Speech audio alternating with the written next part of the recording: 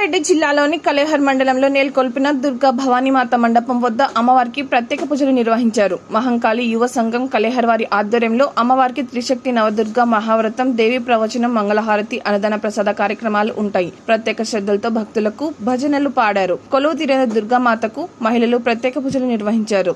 నిర్వాహకులు నీరుడి రాఘవేందర్, జనార్దన్, ప్రభాకర్ సేట్ తదితరులు పాల్గొన్నారు.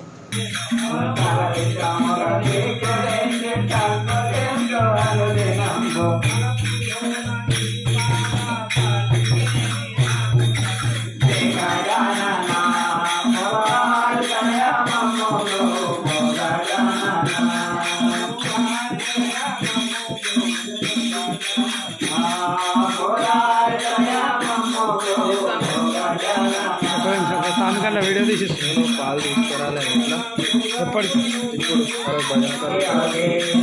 దానికి ఫోన్ చేస్తాను. ఉంటాయి పాలు ఎదరంలో చూడు.